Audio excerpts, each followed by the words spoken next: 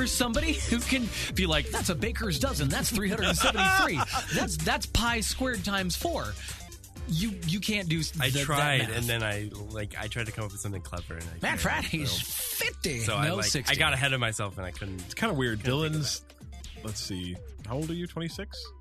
So Dylan's 14 years younger than me, and his dad is 1 year younger than my mom. All right, should we do this podcast thing? I know, we're just talking about and random crap. Go. All right, welcome to the Byte Me podcast, episode 62. Dang, nice. I don't know what I'm going to intro. I don't know what I'm going to use in the last 15 minutes of audio to use as our intro, but probably nothing. It's all it was good. all pretty Maybe terrible. That's actually literally what I just posted on Twitter. Like, if you hurry, you can catch us on our pre-show. It's mostly terrible. I don't know if it's mostly terrible. I'm pretty sure it's all. Do you guys terrible. realize that this has become our pre-show? Yeah. It's brilliant. Oh, this is our pre-show. What is going on here? Oh, okay. So welcome. Welcome. I'm Adam West. I'm Cliff Johnson. And I'm the Dylan. And Gang Beasts is on sale 20% off on the Hubble store right now. Is that the one we played with the little sandbag people? Yes. Yep. I wish I knew what they were actually called. Are they gang beasts? I don't even know what that means. What are they? I don't know. Are they flubberjubbers? I think they're flubberjubbers. You realize that like your water cup thing is right in front of your camera? Cliff is water. You should have asked him. That's Water. actually the better version of me. Right. No, I just like the fact that when you did that, the right up my nose. straw went right up your nose.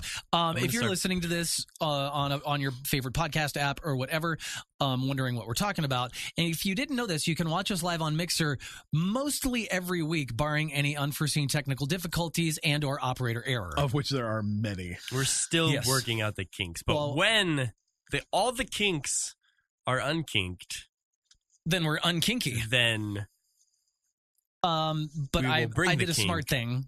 I screenshotted every setting, everything that's currently working, that's a good idea, and committed it to memory and my hard drive. Very nice. We should be good. Smart. Anyway, so last week there was a whole lot of news. This week there's not as much news, but some really interesting news. I just got lazy. I got bored looking for news. No, I think you picked out. I think you grabbed the right the high good stuff. So the most important stuff. We will talk about what we're playing, but we'll do that first. But what coming up, I just really screwed that up. This episode's going to have a lot of Duke. It is, actually. Yeah. Smart. Right? That's all you need to know. That doesn't really say a whole lot different than any other shows, because there's always a lot of Duke. But maybe there's less Kratos. No, because that's not in here, and we're going to talk about it. All right. We are going to talk about the fact that the new God of War got a release date and the new story trailer, which is it's kind of way different than I was expecting. So I'm looking forward to that. We'll talk about that. Games Pass, which I am currently in my the 14-day free trial of it before they actually start charging me. Yep. For Xbox, they're going to be getting all first-party Xbox games, and that's exciting for a few reasons. Yeah, I've got two very big reasons at the top of my list. Fable is possibly getting rebooted by the same studio that does the Forza games, or Forza Horizons. New Duke controller. Is anybody excited about that? In theory, yes. Yeah. Okay. Just straight up nostalgia purposes? Yeah. Okay. So we'll talk about that. It's got a price and a release date. The new Xbox Pro controller potentially leaked. A lot of controller news. Yeah. A lot of Xbox news this week. Right? Duke Nukem. Ugh. There's a movie possibly being made, and it's possibly going to star somebody that makes Dylan very happy. It's possible that this person is going to be playing Duke Nukem, and it makes Dylan happy for numbers of reasons. And it's possibly a terrible idea. Well, it's a Duke Nukem movie, so I'm telling you now that's a terrible idea. Yeah. But they couldn't have made it, and they couldn't have made it the best terrible idea that it is without this. Fair. So, PUBG, new measures to stop cheaters and a new update and a new loading screen. We've all been asking for that, I guess. I've been cheater killed so many times recently. Yeah, I'm saving all the clips, and I'm going to put together a montage soon when I have enough to like make a single video rather than you just watching like me die 3 times to some crazy cheaters. I assume it's going to happen more. I wish I've played enough to get killed by a cheater. Or maybe I've been killed by a cheater. And you just don't know. You could just watch and vicariously get killed by cheaters through me, because I don't wish that upon you, because it's a waste of time. I think it'd be fun. No, it's not. It's not fun. It ruins the game. But we'll get to that. It's something that's never happened to me, I think. That's good. I don't know. It hadn't happened for me for a while. But now you actually know. Because that replay, that's awesome. And then, of course, we've got questions from Vinny, Josh, MightyWepaman. Oh, look, Mansocks got his question in. I saw that, and I was wondering if we were actually going to do it, and we are, so... Of course we are. Yay. There is a new Humble Bundle, and they added... for the Humble Monthly, they added something. That'll be fun, because I've been wanting to get this game. Anyway, that's coming up in our cheap free games. That's called foreshadowing. Okay. But first, we start off with what we're playing. I played a little more Okami this week. This has been just a busy week. Yeah. Between last week and this week. Lots going on. So I played a little more Okami. What else? I played something else. And I cannot remember. I bet it was good. Was it, though? No, I don't know. Because I can't remember. Crap. I don't know. Oh, well. Well, I played Okami. There you go. Yeah. And I signed up for the Xbox Game Pass. So I think what I actually did was kind of like what you do with Netflix, where you're like, hey, what'd you watch this weekend? Well, actually, I just kind of dove through the menu to try and figure out what I wanted to watch. And then you never watch anything. That's kind of what I did with the Xbox. So... There's so many games on there. Like I remember when I actually paid for it for 2 or 3 months, Mm. and I just go in. I'm like, I want to play 15 games here, and then I go like install all of them, and then never play any of them. Just download a bunch. I think I've downloaded a few to my Xbox because I was like, I'm going to download that and play that and this and that and meh. But it's good. I think we'll talk about that. But, yeah. So anyway, who's next? I will. Okay. I played GTA 5 and Wildlands, but I'm not going to talk about either of those. I'm going to talk about 2 gaming books I read. Okay. So. I read a game called Blood, Sweat, and Pixels. It is by Jason something. No, I'm kidding. He's a writer for Kotaku. Jason Schreier. Okay. And it's really interesting. It breaks down like the development of, I'm going to say, 10 video games as like a kind of a how did this happen? Like, why did you do the things you do? And so like the first one talks about is Pillars of Eternity. And you think about Obsidian's a big game developer. They've been around forever. Like, why did they kickstart Pillars of Eternity? Why did they need to kickstart Pillars of Eternity? And then you read this book and you find out that they were flat out running out of money. They were having to lay people off because they lost projects. They're an indie studio that, even though they employ 150 people, entirely rely on publishers to give them money. And so they got a couple projects canceled. They had to lay some people off, and they were really worried that they may have to lay off everyone. They may have to shut. And so they saw, I don't remember what other company do a Kickstarter. They're like, maybe we could do this. And that's how they made Pillars of Eternity, which is an incredible like role-playing game kind of in the like old Interplay isometric overhead, like Ultima kind of? Not like Ultima, but there's games that it's actually very much like, and I can't remember them right now. Gotcha. But it talks about how Destiny got made. It talks about how Halo Wars got made. And like how the two of those are tied together. Like one of the reasons that Bungie stopped being owned by Microsoft, why they bought back their independence, was because they were really pissed that Microsoft gave the Halo IP to another company to Ensemble Studios to make Halo Wars. Which is a strategy game, right? Real-time strategy game. I don't know about the first, but the first good real-time strategy game on consoles. So, But then you also learn that, the reason they started making Halo Wars was because they wanted to they'd been making Age of Empires for years and years and years, and were sick of it, and they wanted to do something new. And so they started, making this other kind of game, and Microsoft came in and said, like, hey, that's great. You're making Halo Wars, Nice. And they're like, well, we're already, and really what you get out of this is how hard it is to make video games, and how every single video game in the world, it's crazy that they actually get made, because it's of all these challenges and, things changing really late in development. The fact that Destiny, like, bless Destiny for ever turning out well, but the fact that game ever got out the door is insane. Like, they threw away the entire story like a year out from release and had to rewrite it, recut Which is everything. why there was no story. Yeah, and that's literally it. That's why it launched how it was. It wasn't because... And what was this book called? Blood, Sweat, and Pixels? Blood, Sweat, and Pixels. Okay. It's really good. And then the other book I read was called Final Fantasy V. I'm actually still in the middle of it. And it's by... Let's see. These are things you should know. I know, right? I should have written this down. Yeah.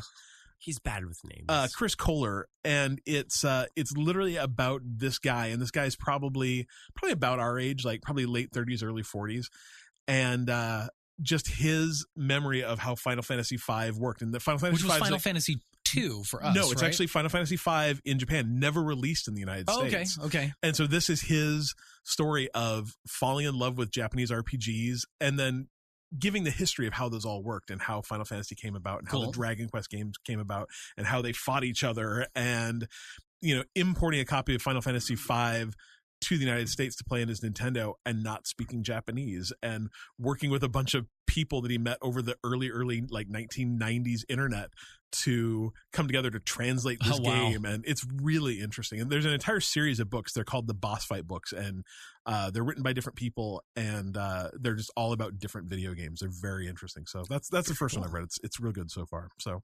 cool. Yeah, it's good. Dylan, well, take us away on a journey. Well, actually, I've been real sick. I still am kind of sick. But I'm going to try not to cough a lot. Not right. But that has meant that I've basically done nothing but play games for like the past week. Nice. And that's the silver lining to being sick, because I can't just lay in bed and be sick. So I have to just sit there at the computer and play games. Anyway, the first thing I want to talk about is Dragon Quest Builders. I downloaded the demo on the Switch, and they got me. They got me so bad. I'm like, I have completed the demo, and I'm like, but I want to play more. Right. So I Amazon order, release date, pre-order. So when is it out? February 7th, I think. Oh, so you only got a couple weeks. It's 2 weeks away. But I really enjoyed it. I could have kept building in the world. Like, they don't cut you off, but there's no more fetch questing or build this in particular. And I didn't want to kind of burn myself out on building stuff without the full game. Because I think that would kind of just prematurely take away from the experience that I could have with it. So, but I think as I've always kind of been interested in Minecraft and those kind of games, but for some reason I'm just turned off so much by how bad it looks. Really? Yeah. Oh, see, I think it's not the way it looks that bothers me. I've never been into that whole crafting, putting together, building something. I pay money for you to build this stuff for me, so I've got stuff to do. Right. But then I think that's where something like Dragon Quest Builders would possibly intrigue you as well, because it's very much quest-based. Okay. You're not just in a world building. You can, but you can break down everything, but it's more like, go over here and find this blue goo so you can make this thing, right? Rather than, go play. And I like that, but I also do like the visual style of it, which I think initially got me interested in playing it. Whereas I look at Minecraft and I'm like, I bet this is fun, but I just don't care. Have you ever tried kind of the survival-y side of that, Astroneer or I need to try something. Subnautica just launched. I played No Man's Sky. Yeah, so but I never got into the whole building of camps or what are they called?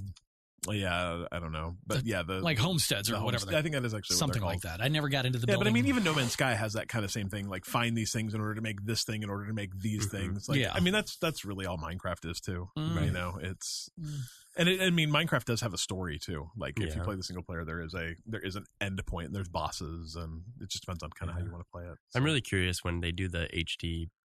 Whatever they're doing, HD 4K. It's not really HD. It's just a grease thing. It just makes it look better. Yeah. I mean, it will be 4K too. Yeah. But it's not there are mods that make Minecraft look gorgeous, and this is not what that is. It just makes it look better, but it's still gonna have that kind of pixel aesthetic. So. Yes. The aesthetic doesn't bother me. I just don't. It looks like it's just not in crazy high definition, and I don't know why. I can't exactly explain what I'm seeing, but it just doesn't look up to date.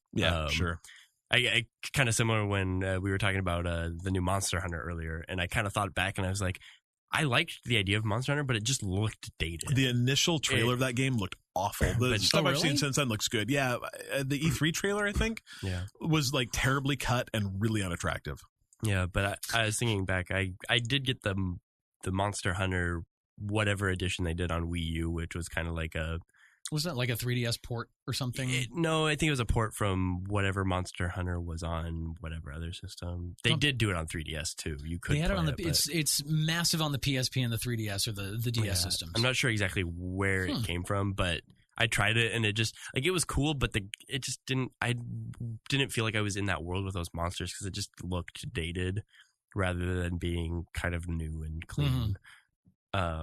So I do want to check out the new one. So. I think it's a rent game for me, though. I don't think I have to buy. Because it's kind of to me, it feels like a hardcore game. Like, it's more like Dark Souls than it is apparently like... the way that starts out, too, I was listening to another podcast. They're like, you start out and the first thing you have to do is choose one of 15 weapons. And that defines like the weapon you have and kind of how your character plays. And they don't tell you anything about them. Just choose one of these 15 weapons. And I feel like that's how that game is.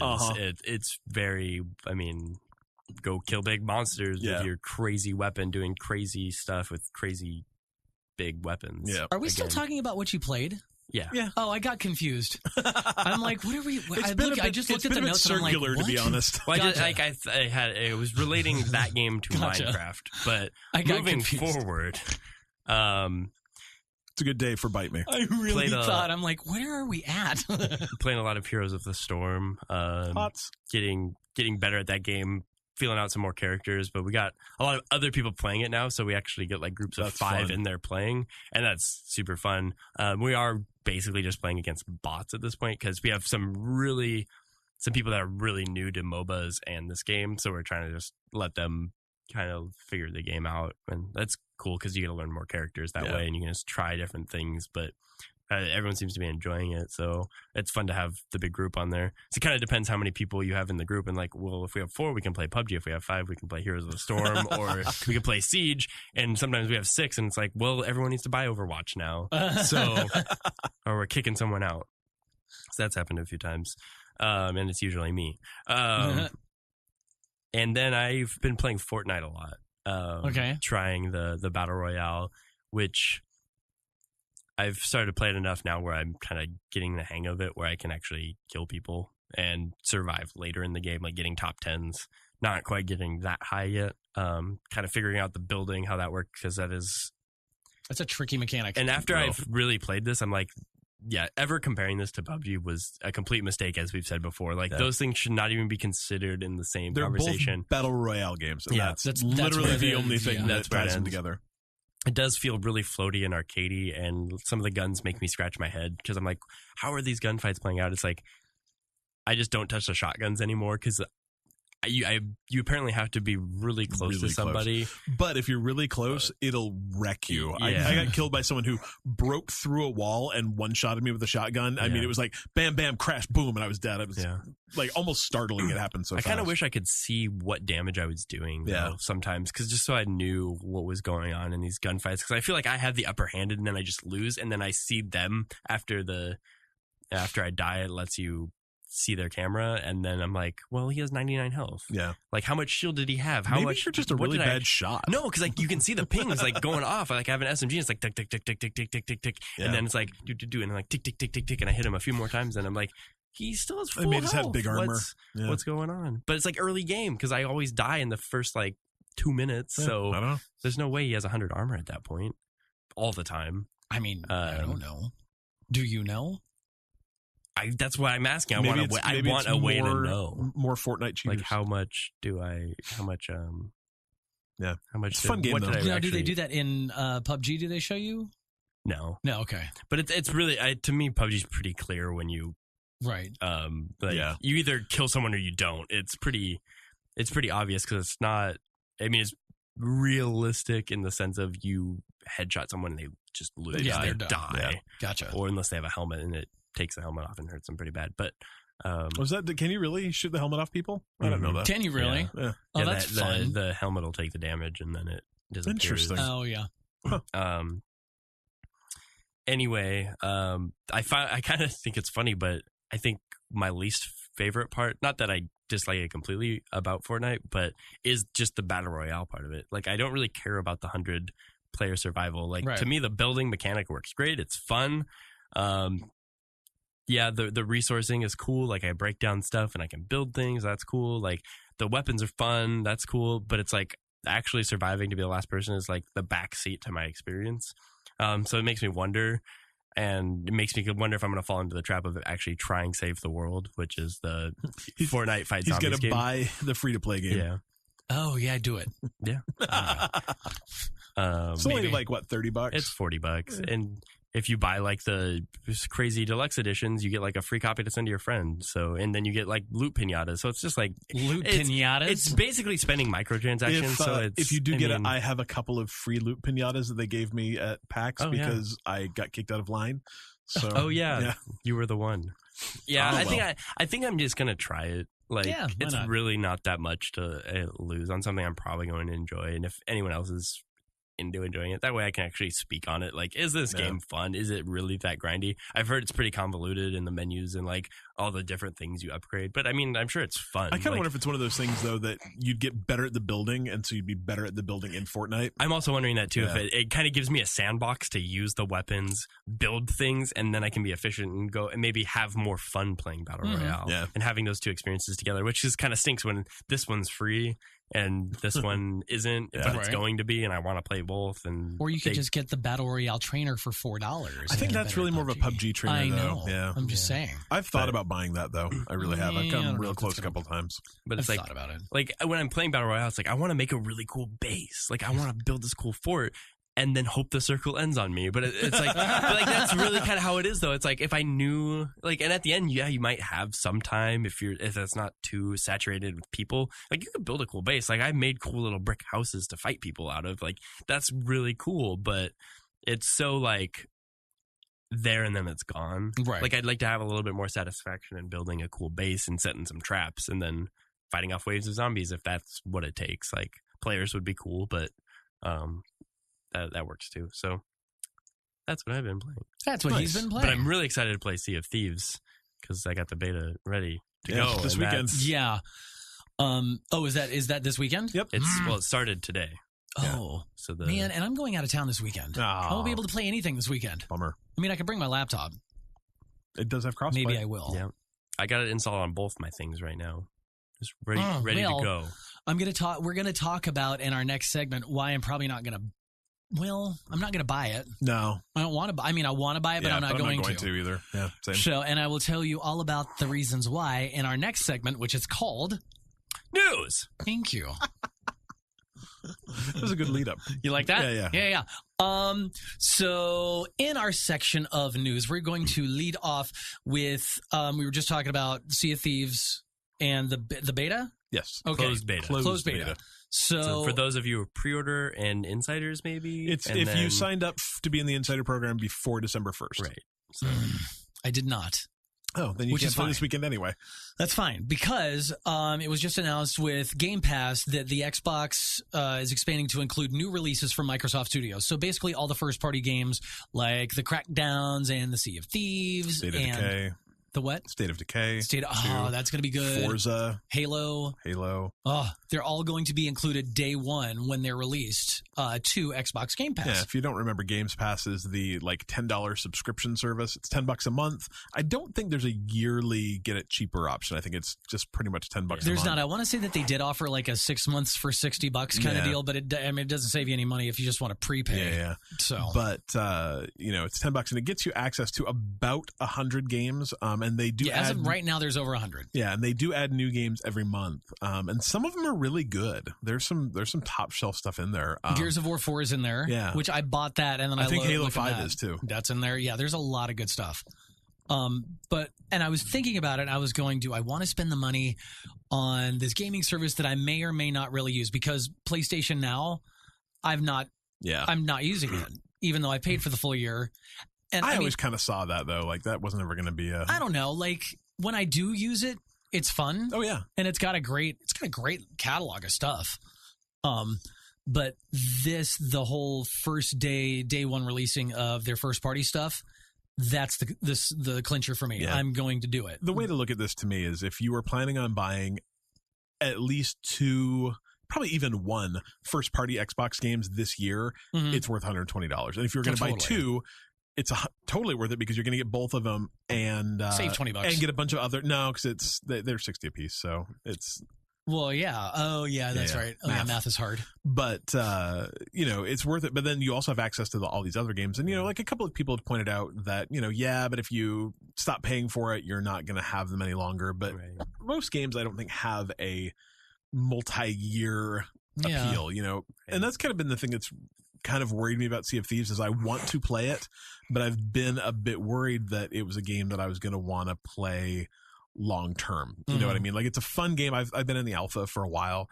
It's enjoyable, but I'm like, what is there to do? And the alpha hasn't really shown you what there is to do besides just kind of like sail around and shoot other pirates and find treasure, which is fun, but only for a little while. Like, that's not I think that's going to be just a blast all the time. I'm so pumped. Yeah, that's all I want to do. But I guess the same thing is like in Destiny, would you just want to run the same strike over and over and over again? Because that's really what you're doing. Anyway. No, because I'm not a pirate. Yeah. Like sailing, that's fun to me. Like, I watch people play this, I'm like, I'm going to love this. Right. Like, it fills a completely different hole for me. Yes, the mechanic is essentially the same, but like following clues to take paces away from random like landmarks to dig up treasure. Are we able to talk about this right now? Okay. Yeah, because the beta's open. Okay. Like that is awesome to me. Like, I have to go find this thing on this island, and then I have to take paces away from it and then randomly put my shovel into the ground until I find treasure. That's amazing. I don't disagree that that's really fun for 3 days. I'm just not sure that it's like, there's got to be more to that game long term. There has to be, or else that's just not interesting. They are obviously hiding something. Like they've said, we're not telling you everything yet. Yeah. So I like what I already see is awesome, and now if they add a giant squid, like, nailed it. To me, it was just it was a game that like I was gonna end up buying because my kid really, really, really, really, really wants it, but I was kind of hesitant. So this is like the best of both worlds. And one thing we did find out earlier that's really cool is there is no Game Pass for PC, but all of these games are crossplay. So if you buy Game Pass for Xbox, you will get access to at least those Microsoft games. Those Microsoft games on your PC. Any game that's in Game Pass that has crossplay with your PC is available. So, like, if you buy it right now, you'll get Recode. I think, was Halo 5 a crossplay title too? I think it was. Pretty sure. So my Gears of War 4 is. I know Gears of War 4 is. Halo's not. Halo snap maps work, but I don't believe the game itself is. So what I'm going to be curious about is because just like Netflix on Xbox Game Pass, games are going to come and then they are going to go. Yeah, they're not going to be there forever. First party ones will not, though. Well, I'm curious to know if they do, because if it's like, what a great marketing tool. If they're there day one, you've got this game and you're all over it. Day 37, they're not. Well, 6 months later, let's say they give it a 6-month shelf life on there. Most people are going to play it and finish it and be done with it. But are they going to try and like get those hardcore people for games like, especially ones that are going to have possibly a multi-year shelf life? Yeah, like Sea of Thieves. My guess is that are they going to keep that on there to play whenever you want for that $10 a month? Or are they going to try and get their money out of it? Like, if they keep releasing content, then you ended up paying $180 for Sea of Thieves because that's the only thing I play on it. My guess is that there's in this world there's kind of two kinds of gamers. There's gamers like us that buy a crap ton of games. We spend a lot of money, although I've toned it down a lot. I have too. And I'm going to almost say there's like three kinds of gamers. There's people like us that buy a crap ton of games, but don't necessarily buy a ton of brand new games. Like, I own a lot of games, but I rarely buy a $60 game. And then I think there's a smaller subset of people that buy a ton of day one $60 games. And then I think that there's the vast majority of people who buy one or two games a year. They buy Call of Duty every single year. They buy, Battlefield every single year. They're spending, $120 a year on video games. And I think that's who this is targeting. It's their biggest market. And so they're not losing anything. They're just shifting the discussion. And what this really does, I think, is this is a console seller. This is Microsoft being able to say, "Hey, Sony, look what we can do." Literally, because the 360 was like, it wasn't the number one. It was for a while of that generation. I think it was the number one selling of that generation. I think the PS3 outpaced it finally, like towards the end. It's a possibility. But still, for the longest time, that 360 generation, all the games you wanted to play were on Xbox. Yep. That's where and you usually wanted to looked play. better on Xbox. Yeah. So it's curious that it's just this current generation where the PS4 is getting all those exclusives. Xbox had some really bad missteps at the first, but to me, this is one of those things that could pull that back. This could be, I can buy a system and spend $10 a month and have bunch of games to play and a bunch of exclusive games to play. And the only games I would ever have to buy would be that top shelf third party stuff, the Assassin's Creeds and the Call of Duties and the Battlefronts or Battlefields and that kind of thing. So, or the Maddens. Oh, our stream just went offline. How sad. Oh, are we offline? Yeah. Oh, It'll come back. Oh, did my laptop go to sleep? I don't know. I'm kind of, I don't know if I'm in yet. I think it's great for a lot of people. And it's almost something I wish that I didn't have a library of games, because I would want to try just having this. Yeah. And seeing if I would be able to play enough games. But one, considering I look through Game Pass currently at all the games, and like every game I play I already have. Yeah. So that's a problem. And then, then I would be paying for the hopes to have new games that I'm going to play. And the thing is, I wouldn't really be playing any of them. And I think about like EA Access. I haven't used it. Oh, really? Like, I got 6 months of it. Haven't. How much is that? It. Like $3 a month? $30 a year. Yeah. See, I need to do that. Yeah. Because I just don't find myself going to play I have those games that I play, and like I go play those games. So I think the thing for me is it wouldn't have been worth it to me if it was just like I had Game Pass for 3 months and I canceled it for that exact reason. I wasn't playing games in it. But with all, like, I want to play Sea of Thieves, I want to play Crackdown, I want to play State of Decay. I would never buy Forza 4 or 7 or whichever one's next, but I want to play it. I probably would not buy Gears of War, but I want to play it. And so to me, it's like the whole Netflix thing. It's, before it was just these movies and these old TV shows. That's all it really was. Once in a while they'd get that big, major movie, but it was there and it was gone in 6 weeks, whatever. Yep. When they started adding their own original content and you started getting things like House of Cards and Orange is the New Black, and people really started talking about it, and they're like, oh, you just saw their stock and their subscription rate just go through the roof. Right. Yep. So if Microsoft starts shifting their first-party stuff into this, not only are people currently with an Xbox probably going to go, oh, damn, that's a great deal, I'm going to do that. Yeah. It's also going to be like, it's going to shift those other people that are like, do I want an Xbox or not? Kind of like, do I want a Netflix subscription or not? Oh, well, now I do, because for $10 a month, I get all of this. Well, what I'd be interested to see is the way this impacts ID at Xbox games, whether that's going to be there are games that are developed, and Phil Spencer has already kind of hinted at that there are going to be games that they make for this, just like Netflix makes movies for Netflix and TV shows for Netflix, where indie ID at Xbox games are just going to go from being in development to being on ID at Xbox. Yep. Or I'm sorry, being on Games Pass. Yeah. And I think that's when I become more interested. And I want to make this point before I talk about that, because this piggybacks on what we were just saying. But I think it is smart knowing that there will be certain games on Game Pass rather than it being a complete mystery. Like, knowing that Microsoft titles will come to this, at least you have some sort of known value. Mm-hmm. Like, I know these games will be there, so I can play those. So it's like, I don't feel like I'm losing money if I don't play it, because I know what I signed up for. Yeah. Whereas if you're just shilling out $10 a month and you're just like, I hope I'm going to play something, but I don't. Yeah. And that's where, like, the subscription service, like, I would say at $10 a month, if I don't even play a game every month, that's two cups. That's 2 cups of coffee at Starbucks. I wish that was 2 cups. But of then coffee I could at buy Starbucks. 2 games that I'm definitely going to play day one over the year. Right. Yeah. Like, to me, like, I'd save the $120. But I don't feel bad about putting $10 out every month either. But if they do put smaller indie titles on there, I'm more interested, because, and I think this is where I separate Game Pass and these game subscription services from Netflix, is the length of time it takes to consume what they offer. Games take way longer than movies. And then television's kind of a weird hybrid, because it does take a longer time to get through a whole season of TV, but consumable chunks of it that you can enjoy and then move on are smaller. Because how many 8 to 12 hour games am I going to play on my $10 subscription service when I'm already playing Overwatch and PUBG and all these other bigger games that I'm playing? I don't have a lot of time to fit those in. So yeah, that's fair. Yeah. So, all right, well, there's that. So if you've got an Xbox, you should check out the Games Pass, because I think right now, especially if you just bought an Xbox, you can get a 14-day trial. Yep. I think there's always a 14-day trial. Yeah, do that. Speaking of Xbox stuff, Xbox stuff. It's all Xbox. There's a new Fable game in the making. And they have potentially in the making. This Fable originally was on the OG Xbox. Yep. Gotcha.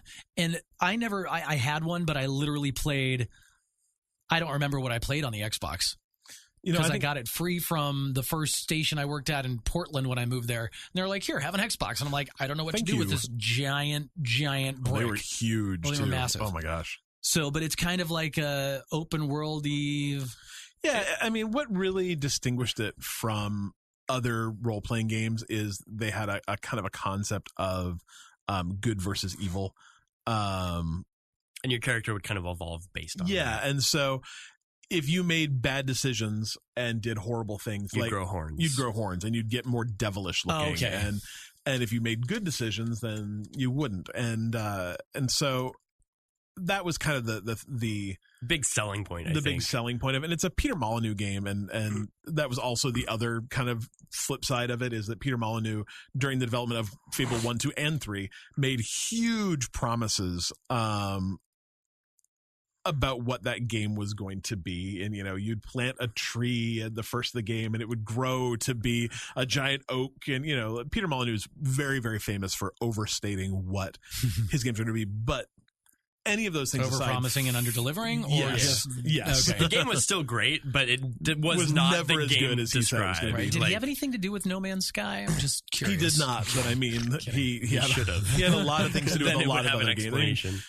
Peter Molyneux's he created Populous. He did Black and White. The dude's like very, very famous, but he said some things that he probably shouldn't have, and continues to. Like, he has not learned. But they were just all terrific games. And then Lionhead Studio, which was the company that made it, was in existence until last year. They were working on a Fable 3. Fable 3 already exists. This was it was a Fable something. I don't remember what it was. And they were quite a ways done with it. And Microsoft killed the game and then killed the studio. Were they doing a card game or something? There's actually a spin-off studio that is now doing a Fable CCG. And it was a bunch of ex-Lionhead people that are kind of putting that together. So interesting. But then rumors started kind of flying around that Playground Games, the people that make the Forza Horizon games, we're starting to hire role-playing game developers. They're like, why would you? Did they immediately go, they're hiring role-playing game people, they must be making Fable? Not really. Is that how they made the jump? This has been happening for quite a few months, where they've been saying that, that's weird.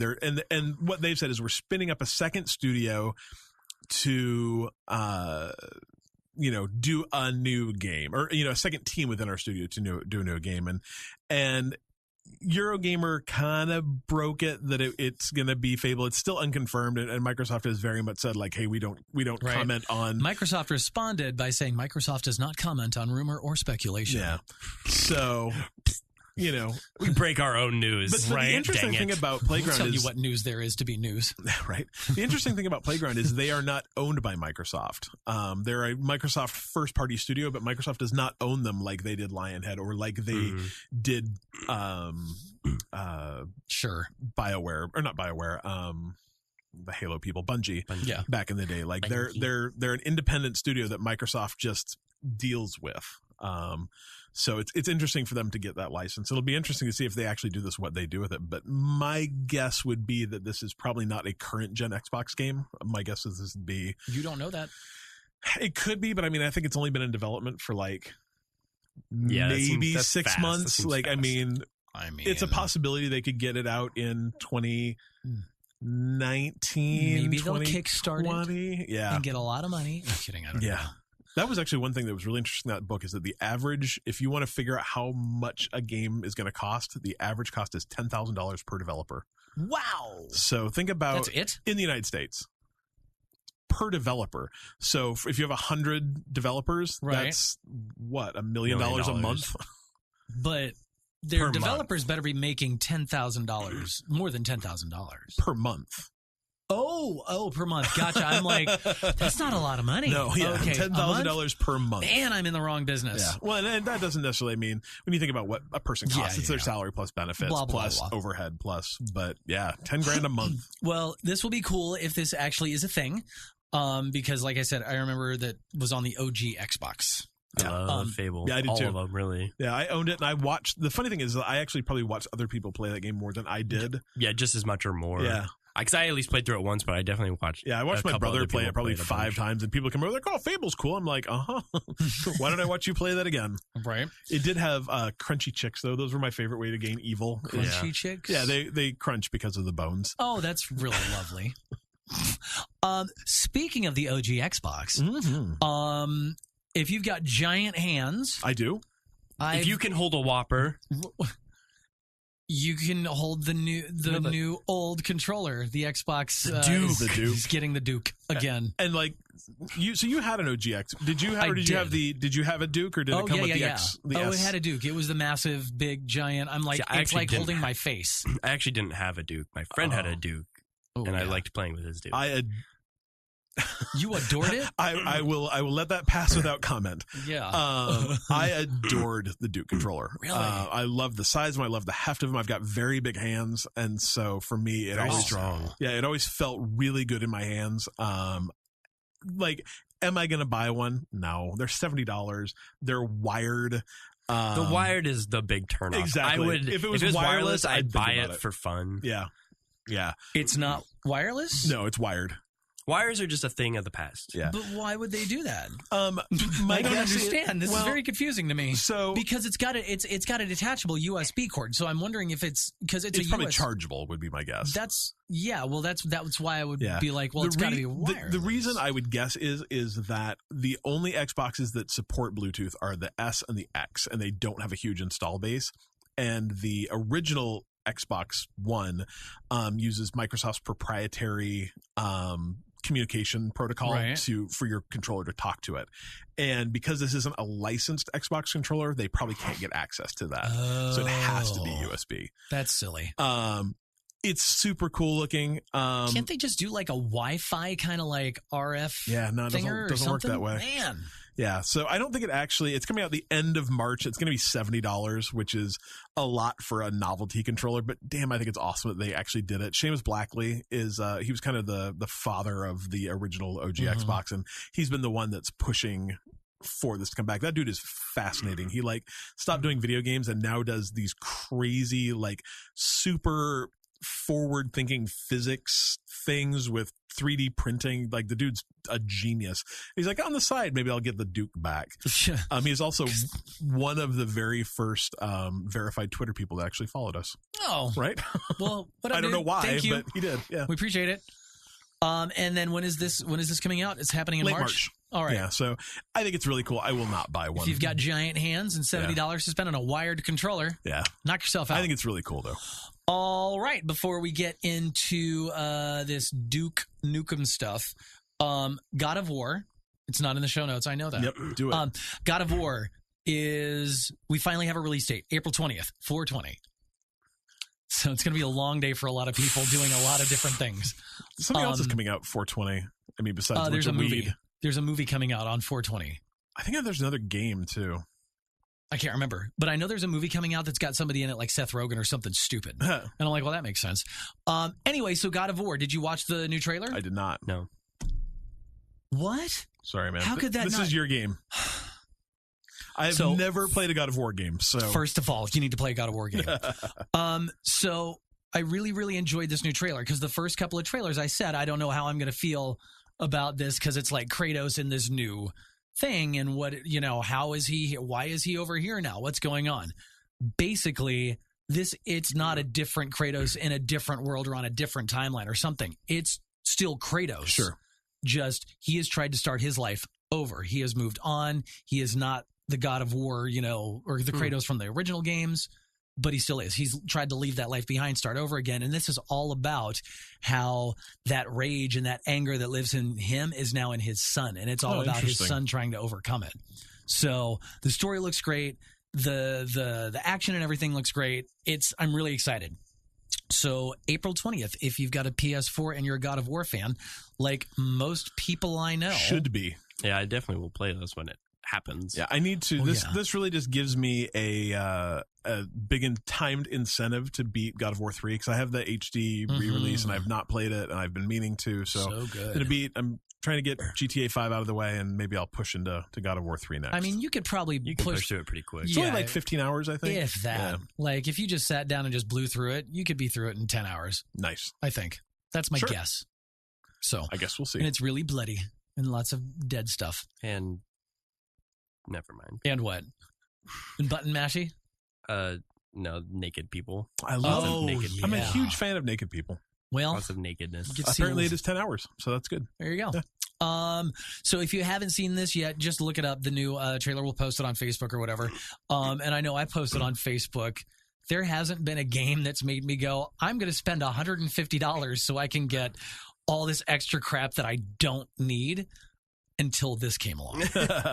I kind of want it because you get the little statues, whatever, cool. of Kratos and the kid, and you get a cloth map. So it looks really good. I'm very excited about it. The new Xbox Elite controller has possibly been leaked. Yeah. So there's pictures of it. It looks very similar. Apparently one of the things that they have redone though is the grips on it, which have, depending on who you ask, are either absolutely fine or fell apart the first moment you picked up the controller. Which are the things on the back? No, just the actual hand grips on the side. Okay. Yeah, they apparently have a problem with falling apart. But they're also going to introduce USB-C charging. So these, instead of being like every other Xbox controller that has that you have to put double A's in. Yeah. This will actually have a battery pack built in, so it'll be chargeable like the PS4 we've got the rechargeable battery packs for mine. Yeah. So if you don't have those, this will be chargeable via USB 3, which is nice. It's going to have Bluetooth support. Does yours not have Bluetooth support? It does, right? Like you can plug yours into your PC without having to, So have that. It's going to have different 3-level hair triggers or 3-level hair trigger locks instead of 2 levels that it has now. Just longer, better key travel for the paddles. Just kind of nice quality of life things. It's not going to make this. I don't think people should think of this as a, oh my God, it's a brand new Pro controller. It's more just incremental builds. The assumption is that it'll come in at the same price and it'll just replace the existing Pro controller. So I guess the good news is if you don't care about the new things, like Pro controllers might be real cheap when it launches. Yeah. I don't know about that. I don't know. I should get a Pro controller. They're great. Every single person, I've never talked to anyone who hasn't had one that kind of fell apart that doesn't just adore it. So every time I go to my dad's house, I think about stealing his. Yeah, they're phenomenal. They look cool. Yeah. All right. So there's that. More controller news. All right. So he makes an appearance on the show one week, one way or another. Almost or every week, one way or yeah. another. Duke Nukem. Oh, I thought you meant John Cena. No, Duke Nukem. He's always on our show, just like I made Kratos a part of our show this week. Good job. Yeah, look at that. Oh, we did it. Yeah. Yay, everybody wins. All right. Tell us. Give us the news. Well, it looks like if this Duke Nukem movie happens, rumor is that John Cena will be playing the Duke Nukem, which is kind of perfect. I think it's like the perfect casting. I can't imagine who else would play John. No, it's like absolutely Duke Nukem perfect. Better. Like I think it's great. I can't imagine this movie being groundbreaking. I don't know which direction they'll go, but I just want to see John Cena play Duke Nukem. I think he's good for the role, and apparently I haven't seen a lot of what he's done movie-wise lately, but I've heard a lot. It's all great. He's done really has. You and I were talking about Trainwreck. Yeah, he's had really great parts, small bit parts in some of these movies. He seems like a good actor too. I mean, I think he's going to kind of rival The Rock. Well, I think because Duke Nukem, and correct me if I'm wrong, but he's kind of that character that just says, he's not deadpan, but I mean, he says with all seriousness the most ridiculous things that no normal person could say with a straight face. And to me, that's actually going to be what makes this movie not work. Like, I don't think you can take a character who was kind of edgy in 1993 and bring him forward Jesus, 25 years and have him work again. So, well, did you see Trainwreck? No. You've not seen it. I haven't seen it. You need to watch this movie, and if you're listening and have kids, don't watch this movie with your kids because it is not for kids. But there is a whole, just about every scene he's in, he's amazing. But there's a whole segment where he's in a movie theater with Amy Schumer, and they're on a date, and the things that he says, straight faced, I want to see the gag reel or the outtake reel because. There's no way they got on the first take. There's no way. So the fact that he was able to say that even 1 out of 100 takes with a straight face, I think that this character, Duke Nukem, I think is going to be, it's perfect. I think you have to, I don't know. I'm actually going to read something. Do you guys know who Walt Williams is? No. He wrote Spec Ops: The Line, and he also wrote the new Battlefront 2. Sure. So he's a video game writer. Oh, cool. And he says that he once pitched a Duke Nukem game that took place after Duke Nukem Forever. Duke was a fat, sexist, washed-up homeless guy who couldn't understand why the world had moved beyond him. When the Earth is threatened by a splinter group of extremist pig cops who call themselves the PC Master Race, a secret government organization puts Duke back in action because Duke is the only person on Earth whose worldview is stunted enough to understand the PMCR's tactics. But no one's able to work with Duke because he's just a toxic piece of... So first, they have to train him to be an actual human being by sending him on missions with characters based on other, more popular franchises. In the end, Duke makes a transition from toxic cultural fossil to coarse idiot who's actively trying to be a better person, even if he does it in a stumbling backwards way. And then, and only then, he kicks, the crap out of the PC Master Race. So that's the only way this movie can work. I was going to say, do we want to take bets now on whether or not he just read us the actual plot of the upcoming Duke Nukem movie? I think it's the only way. Like I think someone wants to write the script for this game. The movie, this movie. The movie has to recognize that Duke Nukem is a horrible, awful, backwards, sexist, misogynist pig. Like it has to, and I think the movie has to be about him changing from being that to something else. Other than that, he's just generic action hero. Yeah, if they take those qualities away from him. I think that's the right way to do it, though. Is he is this person, and he can't do whatever he needs to do because no one will work with him. He's no one wants to work with that. No one wants to be around that. No one wants to. What if they make it seriously? What if they just Nicholas Sparks the crap out of Duke Nukem? How great would that be? The first Duke Nukem movie to make you cry. Oh God. Oh well. All right. So there's that. There's no any kind of release date or anything. Yeah. No, it's set for that. All right. So more with your experiences here. PUBG is new anti-cheat measures, and their latest update is currently rolling out on PC. You've had a lot of cheaters. Had a lot of cheaters, so I hope they go away. And they've banned a lot of people. They banned thousands upon thousands a day. 1.5 million. Jeez. That's so many cheaters. Yeah, right? The latest patch should show some improvements to stopping these cheaters from cheating. Whatever that means, I didn't read clearly what those actions are. It seems like they had this applied on the test server, and it caused some crashes and some stuff. But, I mean, you would think that if they're ready to roll it out, they've kind of fixed and sorted those things out. Yeah. Anyway, I was playing the game the other night, and it was like 3 games in a row.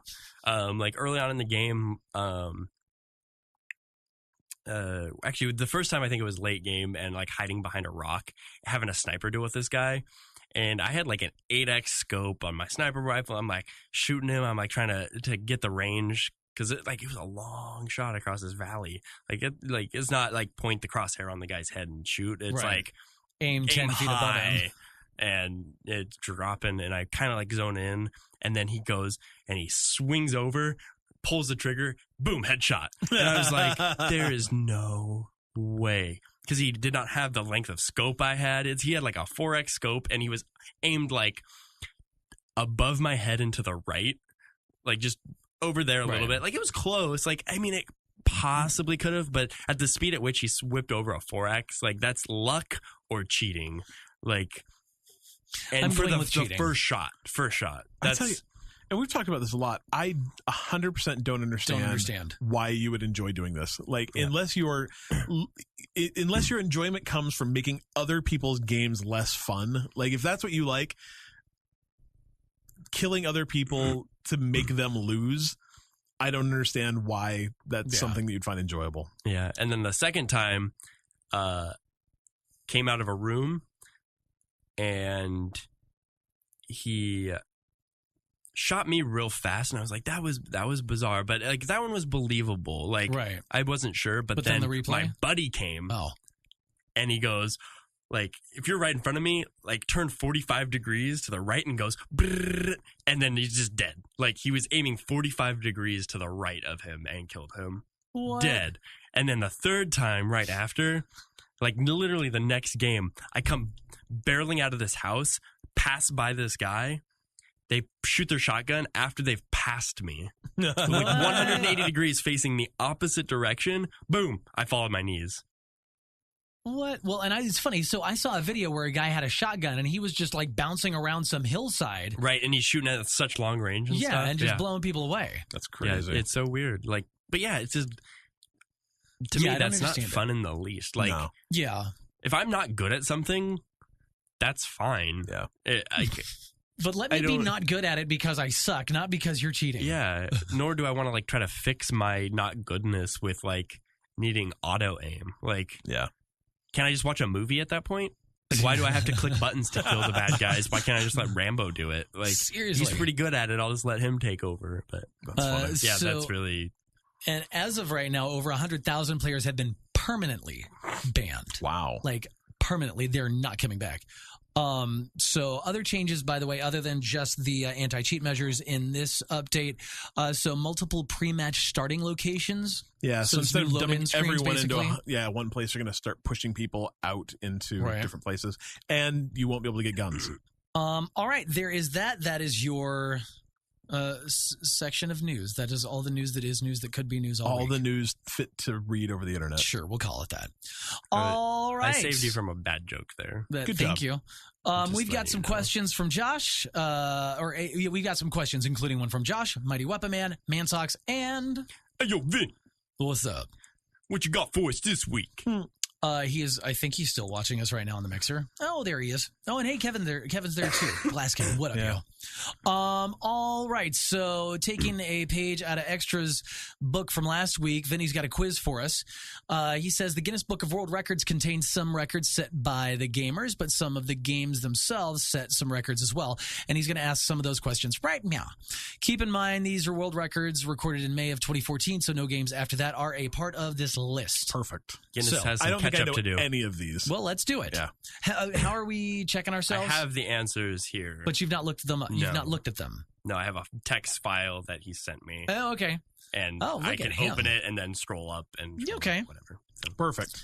All right, first off, which video game had the most lines of dialogue in a single-player RPG? Now, are we talking about lines of dialogue? Single-player RPG. Okay, that helps. Are we talking about lines of dialogue to read or lines of dialogue that are spoken? I would guess spoken. Yeah, I think like spoken. Like how much voice acting? Well, or just two NPC, you talking to NPC and reading their lines of dialogue. I don't think it's spoken dialogue. I think it's written dialogue. Oh, okay. Yeah. That's what. Yeah, I'm obviously between the dialogue, meaning dialogue between two players, whether it's spoken or just. I'm guessing Skyrim. Okay. That came out in 2012 ish. Yeah.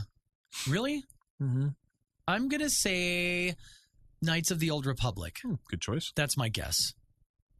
I don't know. Do you know? What's your guess? As you think about it. It's either Elder Scrolls or Fallout. I didn't even think about Fallout. Let's see, Fallout 3? I'd say 3 or 4 was 4 was not out. 4 was not out. That came out 2014, 2015? Yeah. 2014. Well, 1 in 2014. Yeah. Let's say it was when my brother got married, so I'm going to say November 2014. Okay, yeah. I would say Fallout 3. I'll take the most current Fallout as the time this book is, as the record was It could recorded. be New Vegas. Okay. Yeah. And the answer is? Fallout New Vegas. Oh. Fallout New Vegas went above and beyond, recording approximately 65,000 separate lines of dialogue. That's ridiculous. So it is recorded dialogue, so that could be the difference. Interesting. All right. What single-player video game had the most swearing involved? Ooh. Single-player video game, most swearing? Let's see. Go ahead. Grand Theft Auto 4? 4? Oh. Because Grand Theft Auto 5 would... I'm saying Vice City. No. Grand Theft Auto 5 would have been out. I'm saying Vice City. 2013. So I'm going to say Grand Theft Auto 5. Vice City. I'll take Grand Theft Auto 4 just to... Yeah. Just that we run the gamut, so one of us might be right. We might be right. We're probably wrong. Or wrong. Let's see. Answer, Mafia 2. Oh. In this game, there were over 200 F-bombs used within the game. Keep in mind, there were many more swear words used in this game as well. I've got to think that Trevor uses that many F-bombs in Grand Theft Auto 5. Probably. All right, number 3. What is the best-selling video game of all time? Tetris. Yes. That's... Oh. Think about that for swear words. So I'm just wondering... what they're considering swear words, and then thinking like Trevor might use creative words that aren't swear words. Yeah, okay. For example, like I'm sure he says some pretty crazy stuff, but he's not actually swearing. Okay, I'll take that. I don't know. Okay, that's fair. I could think of creative ways to insult you without swearing at you. So I don't know. I'm doing it right now. I don't even know. Okay, so best-selling video game of all time, Tetris. Yeah, that's my. Unless you're not counting pack-ins, in which case it might be Minecraft. Wii Sports. See, I don't think that's right though. I think Tetris is the best-selling game. How many units? 85 million. Yeah, Minecraft. At that point, Tetris has sold 450 million. Yeah, I don't know. So okay, single version of the game, not the Tetris brand itself. Yeah, so, but a single game. Yeah. That would make so if it's because there's Tetris Attack. Does Wii Sports count though? Like that's not copy sold. Like you couldn't buy Wii Sports. It was free. Well, there you go. Yeah. But I think it does count because you're still purchasing it. I guess. Yeah, like, true. Have you noticed if you bought concert tickets recently and they start packing in CDs? They're like, if you buy a ticket, you get a CD because that counts. I'm sure that counts as units sold. Have they ever given you the newspaper at the grocery store? That counts. Yeah. So, I mean, okay, that's true. I think it counts. I'm sure that's how they're counting, and I'm sure it's single version of the game because it. How would you track Wikipedia lists it as Tetris. Okay. Well, that's Wikipedia. 170 million. So, moving on to... Actually, can I... Yes. Interestingly enough, in the 4 years since that happened, Wii Sports is now number 4. Oh, wow. According to Wikipedia, it's Tetris, Minecraft with 144 million, Grand Theft Auto 5 with 85 million, and then Wii Sports at 82 million. Wow. Okay. All right. Number 4. Which video game at the time had the longest cut sequence? Bonus points if you can guess how long. I think it is Metal Gear Solid 4. And it's like 45 minutes. I've never played a single Metal Gear game. So I'm saying Tomb Raider. Yeah. I'm going to say Metal Gear Solid at 12 minutes. I don't know. Yeah. Metal Gear Solid 4. In this game, there are 4 separate scenes that totaled up to 71 minutes of non-play time. What? This time can be seen as longer than some theatrical films. However, what's most impressive is it holds the record for the longest single cutscene, coming in at approximately 27 minutes. Dang. Wow, that's a long time. I remember playing that game and I'm being like, when do I get to play this game? Right? Like you think other games are bad. I'm like, let me play. Like that's honestly kind of what I thought about Uncharted 4. I'm like, in what point? That's bad. And you're like, you can set down the controller and go make dinner and come back. And you're still like, what is Snake doing? What are these bad He's guys got things planning? to say. All right. Number 5. What is the fastest game to gross $1 billion at the time? $1 billion. $1 million. $billion. It's not even a large number these days. $1 billion? $1 million. It's Austin Powers. It's Austin Powers, yeah. It's one of the Call of Duty games, but I don't know which one. Really? Yeah. Nuh-uh. Yeah. Really? Oh, I'm going to say, okay, you're right. Which one is it? Grand Theft Auto? Nah. 5? No, at the time? Oh, yeah. 2013 maybe, but I still think it was a Call of Duty game. Yeah, but it came out in 2013. Oh, it didn't make $1 billion in a year. Maybe. I thought I remember. I remember hearing that. I'm saying, I'm going with Dylan on this one. Grand Theft Auto 5. I got you back, bro. Grand Theft Auto 5. Hey, wow, right. It only took GTA 3 days to break $1 billion in sales. Crap. Wow, that's insane. Wow, what? I remember hearing something bonkers about that. Nanas. Bunker Nanas. All right. Number 6. What was the first computer game to physically go to space? Is that like when they send weird stuff to space? For they're like, reason? we're sending a dog and a banana. Populous. That's my guess. Is Populous. I'm going to say one of the Ultima games. Okay, so... Although it was probably a space game, so right, it has to be a space game, and it has to be old enough where we actually had discs of games. If it was Space Invaders, I'm going to laugh. That's a good one. Like a physical CD-ROM of a space game. Yeah, I don't know. The answer is? Space Quest? StarCraft. Interesting. Oh, that's fun. That's a new game. Yeah, because that game is that game 20 came out years old? in 97, 96? Yeah. So why? StarCraft went aboard the STS-96 shuttle on May 27th, 1999 with Daniel T. Berry. The StarCraft CD game orbited the Earth 153 times and traveled 3.5 million nautical miles and now resides at Blizzard headquarters. So was the game still playable when it got back, though? No, I'm kidding. I don't know. Who knows? It was 3 inches shorter. Kind of fun. No, 3 inches taller. Yeah. All right. So last question. It's kind of an opinionated question. However, what is known to be one of, if not the hardest achievements in video game history? Yeah, I don't know. Is this like an achievement? Are we talking about a trophy or something? I think it's like a but I don't know. in-game achievement. I'm not sure. No idea. An in-game achievement. I'm not an achievement guy, so no. I know there was some I know looking back that there was silly ones that I'm like, there's no There's way. a Halo. That's a new Halo game though, so no, I don't know. Tell us, Dylan.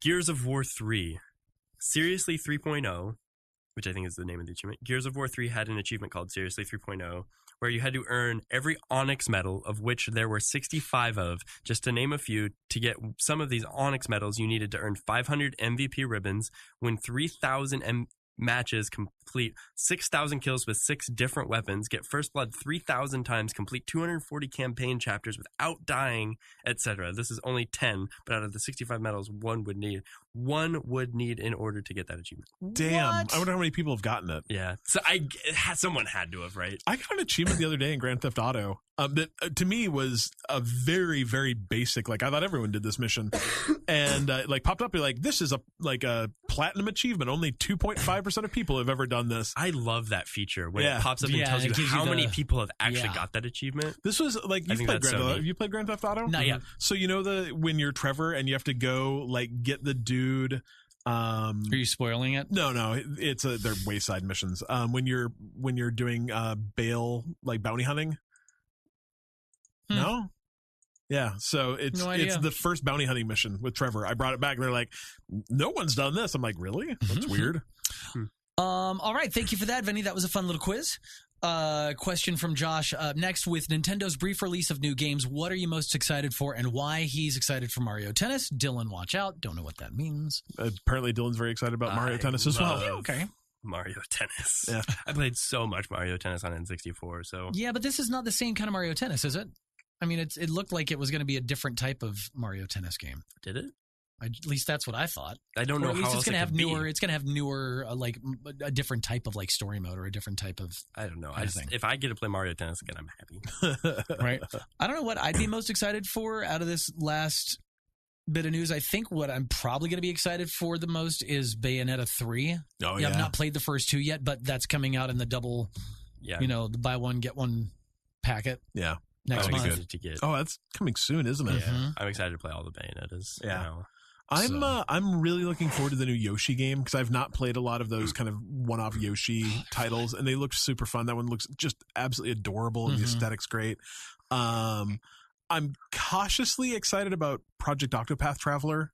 It's that I love the demo. I liked the demo. I love the aesthetic of the game, and I love the music in the game. I wasn't super jonesed about the game. That battle system, man, that's my old school jam when it comes to those type of games. I love that battle system. And that's kind of the thing, is it used to be my thing, and I've really fallen out of love with JRPGs. So yeah, that's how I feel. I really want to like those games, and I just don't when I play them. Same. This looks great. I understand it's a cool game, but I just can't. See, what I wish they would do is I wish Octopath Traveler had a whole lot more actual spoken dialogue, so I don't have to read everything. That's the only thing about JRPGs that kind of irritate the crap out of me, is having to read all the dialogue. I don't mind the reading, but I thought it was really strange, as I recall when I played it, that they'd read There was some spoken dialogue, but it didn't always seem to match the written dialogue either. Like it was, like they say a really paraphrased version of it. But it was. I mean, keep in mind it was a demo, so obviously, I mean, maybe it was just like, hey, we're gonna get this out, see what people think. It's a game that I'd like to try, but I don't know. I don't know. We'll see. We will see. And you are excited for the Mario Tennis there, Dylan? I'm also excited about Kirby. I've never played a Kirby game. I kind of want to. Yeah, Kirby's meh. Yeah, I definitely want to. All of those, like right. Yeah, I'm excited about all the Switch games. New games on Switch is my favorite. Just every game on Switch is my favorite. Yep. All right. Thank you, Josh. MightyWepaman asks, the team of the Byte Me podcast has been given the chance to play a new game on the Oculus. When you start the game, you wake up in the body of the person to your left. Mm-hmm. And to win, you have to complete one whole day as that person. Who are you, and can you complete the task? I believe, according to our seating order, I am Dylan. I'm Adam. I am Cliff. I'm very excited about being skinny for the first time in my entire life. Because Dylan, like 75 feet tall and weighs 8 pounds. And I'm excited to be bald. Hey, you know, it's just a matter of time, I Adam. don't even know. What I'll do is I'll chrome dome the hell out of it, just get it shiny, and see if I can like get the sun to glint just right off onto the overpass of the interstate. See if I can cause a car crash. I have one of those bowling ball shiners at home. I just stick my head in it every morning. No, I think I could fake being Dylan for a day, maybe. His job is not as opaque to me as, say, yours. Like, I don't know if I could pretend to be Adam for a day. Oh, see, we all have experience doing kind of. I don't know what I'd be able to. You know what? I would. Yeah, I think you could fake it. I would be like, like I'm not saying I'm good at what Dylan does. Like he's obviously, I don't know, he went to school for it for 4 years, but like I could fake making videos for a day, I guess. Yeah, you've had to do it when he's out before. I've had to do it when he's out before. I'm not good at it. Yeah, but I could probably make it through 24 hours of being Dylan. Do you think you could make it through 24 hours of doing my stuff? See, I think I have it the hardest. Don't take this the wrong way at first. I will explain. Like, you're a great charismatic guy, so that's awesome. Everyone will think I'm great. I think I think I can do your job, not to your level. You can do my job. I could do it. I could put together some audio. Like, that's fine. Yeah. But dealing with the people as often as you do, like, fair. I do it occasionally. Cliff does it more than me, but I think you have to do it probably just most frequently. Like, I think Cliff gets it in waves. Yeah. You have it every day. That's fair. Yeah. And I think that would... You could do it. But for a day. But maybe I'd punch him out because I'm in a video game. Right? You would get a private office. Yeah. In real life, Dylan has to share one with me. Oh, yeah, look at that. See, I think I could make it through an entire day as Cliff because what happened? Oh, my kids, I've got to go to a PTA meeting. I'm PTA president. I'm out. My wife's buying a new car. Got to go. Yep. I'm working from home. Got to go. Yep. Yeah, that's perfect. all I would do. Cliff has... Which we could all work from home. So technically, we could all just say, got to work from home. Sorry. WFH. Yeah. Good. That's fun. Thank you, MightyWepaman, for that. And finally, to Mansocks. The most important question of the day. Favorite way to prepare potatoes: mashed, baked, au gratin, Frenched, hashed, skillet fried, etc. What's your favorite? I like French fries a lot. Yep, a lot. I also like gnocchi a lot, though. Oh yeah, yeah, it's some good stuff, like some pesto on it. Mm-hmm. Potato pasta. I don't know if there are any. The only potatoes I don't like is I'm not a huge baked potato fan. Like they're okay, but mashed, great. Au gratin, great. I don't know what French potatoes are, but I'm sure they're great. They're fried. See, perfect. Yeah, whatever. I like French fried potatoes. I like Southwest skillet fried. Ooh, I like the I like the shoestring potatoes that are super crispy. Yeah, really like those. But the waffle restaurant, waffle fries are okay. Depends. They have a very high ceiling. Yeah. But like on average can be kind of meh. Because if those are the kind that are like, if they're not cooked just right, they're crunchy on the outside and really mushy on the inside, or even cold at times. And I don't stand for that in my French fries. I hate Chick-fil-A, but I love their waffle fries. We had at the restaurant I worked at in Portland, we had these almost like they were like battered fries. I love those English style. But whatever it was, whatever style they are, it was like salty, delicious crack. Yep. And I had to eat baskets of them a day. I love those. They were so good. Love those. So my opinion is, because you really care about what I think about potatoes. Yes, twice baked potatoes. Yeah. Because really, I put baked potato on the bottom. but I put twice baked potato on the top because if you take that potato out and you bake it again, and by bake it I mean mash it and add a bunch like of cheese and stuff, and then put it back in the crispy potato skin, that's great. My mom makes a wicked good twice baked potato. But I also like hash browns and like hash browns. I think hash browns are like my biggest conundrum in life because I love breakfast, and I love going out to eat for breakfast, and every time I go, they're like, well, you can either get and I love omelets, and so I almost always get an omelet. They're like, well, you can either get pancakes or hash browns on the side. I'm like, but why not both? Why are those? Yeah, why are those my choices? One is soft and covered in syrup, and the other is crunchy and delicious. I want both if it's done right. But I don't want to pay like $6 for a And there's your conundrum solved. Nah, it's really not the same. Together. I don't want to pay $6 though for a side of hash browns. No, it's crazy. Because it's a potato. Well, potatoes they're literally the cheapest thing ever, and Idaho's full of them. Yet every time I drive through Idaho, I've never seen a single potato, and it drives me bananas. Well, and that's the follow-up question to this. What restaurant do you believe has the best fries? Five Guys. Oh, God. Really? Yeah, no. Cajun fries, or like a half and them. half Cajun fry mix. I like them, but they're a little too greasy, soggy. They're good, but they can be a little too greasy, soggy. Sure. I like Jack in the Box fries. I'm not sure I've ever had Jack in the Box fries. Just the normal fries? No. The curly fries. Jack in the Box curly fries. I love Arby's curly fries. Yeah, I think Arby's has the better curly fries. I didn't think about curly fries. Yeah. And I'm not sure if they've changed them up because I've honestly not ordered fries or anything through a fast food place in forever. But Burger King at one point, their French fries were amazing. And I would get a Whopper and a chocolate shake and a king size fry, and I would just 7-8 fries at a time, just mash them in my face as I was driving down the freeway crying into my shake. Most places have stepped up their fry game. I think Wendy's new, when they did those natural sea salt French fries or whatever they did, those were really good. There was a place, especially when you put them in a Frosty. There's a place in Utah. I love Frosties and fries. There's a place in Utah called Scone Cutters, and they have chili cheese fries. They're top shelf, super good. I think we've talked about fries more than video games. Oh right God, now. that's because I love fries. I meant to say and I'm on a super healthy eating kick right now, and so all I want to eat right now is fries. And one of the other good ways to prepare potatoes is to make them poutine. Add some I'm also a big fan grits. of tater tots. Tater tot nachos? Yeah. Tachos. Oh, my God. I'm so hungry. I had a Soylent for lunch, and it was not nearly as good as every single thing we've talked about. I need to go eat potatoes now. Yeah. Well, there's that. Thank you, Mansocks, for yet another riveting, introspective question. His theory is that this is getting to know the people behind the podcast. Yeah. Well, and it's funny because we bite food and we bite me. So right, you just discovered how much we love starches. He also thinks that tapioca is disgusting.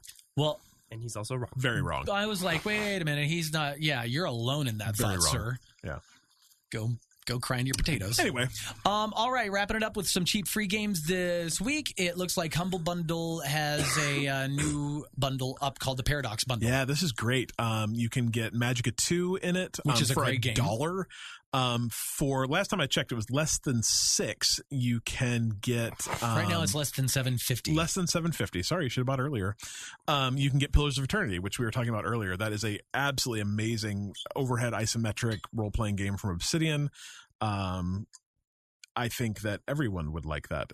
No, Obsidian, if you don't know, too, is the people that made Fallout New Vegas and made South Park: The Stick of Truth. So, really? I didn't know that. Yeah. Fun. They're not screwing around. It's Icewind Dale is the game I was thinking of. That Baldur's Gate kind of style gaming. Yeah. So, cool. If you like those, you will like Pillars of Eternity. And if you pay $12, you can get Stellaris, which is a really cool space simulator kind of strategy game that introduces some really interesting ideas about race and politics and that kind of stuff into it. So nice. $12 you can get that. I guess we should say if you'd like to see those, go to bytemepodcast.com/humble. Yes. And we'll get a couple bucks. You should do that.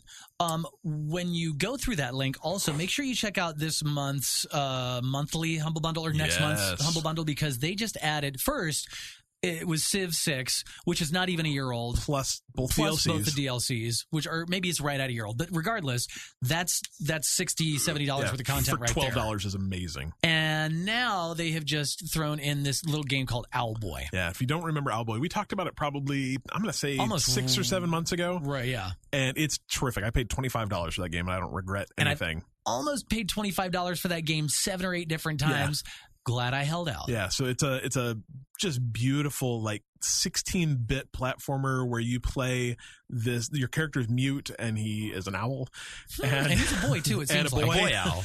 What should we call him? It's so fun. I've not finished it, and it's on my list of games to finish because it's just beautiful and it's fun. Yeah, it's a pixel art, but it's all hand drawn. Oh, it's gorgeous. They spent like 6 or 7 years making this game. It's absolutely incredible. To be able to get that and Civ 6 for $12 is mind blowing. And if you like this podcast, that monthly bundle is a great way to support us. We'll get $10 if you sign up. So.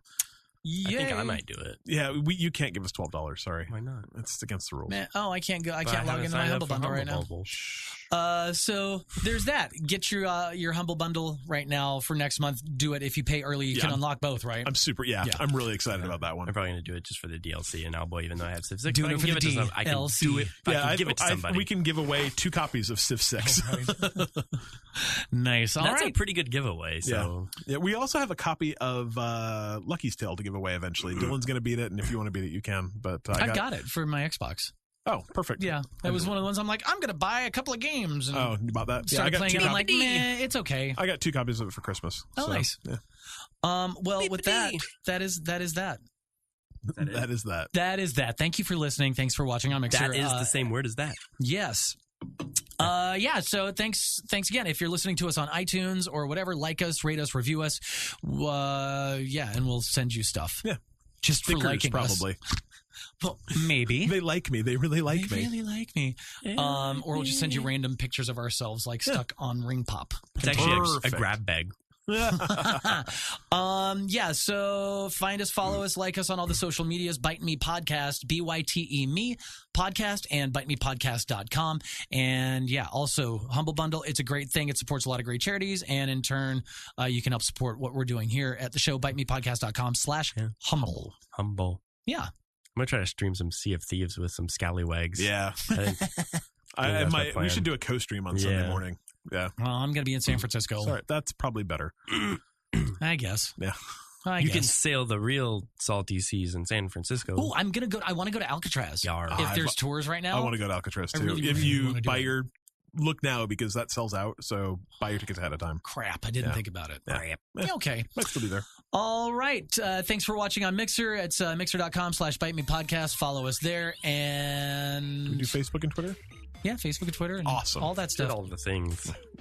You can just Google it. This is going off the rails. Yeah, just Byte Me Podcast. We're there. Okay, bye. Byte Me.